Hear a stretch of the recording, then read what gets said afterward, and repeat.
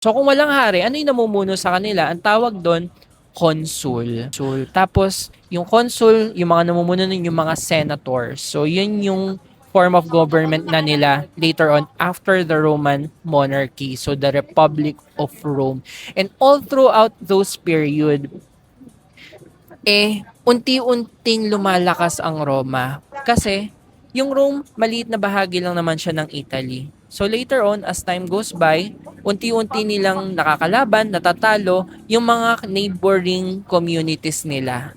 Hanggang sa all throughout Italy, and then later on, yung mga karatig isla nasasakop na nila hanggang sa nagkaroon sila ng iba't ibang giyera. Isa na nga doon yung nakalaban nila yung Carthage, kung saan pinakamatindi nilang naging kalaban si Hannibal. Yung paglalaban ng Roma at ng Carthage, ang tawag doon Punic Wars. Significant kay Hannibal yung mula Carthage, nadala niya yung mga sundalo niya, mga army niya papuntang Roma. Paano?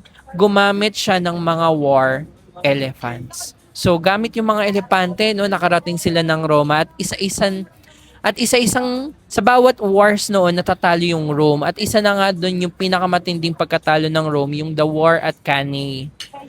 After noon, akala nila hindi na makakabawi ang Rome kasi konting hakbang na lang nasa capital na sila ng Roma.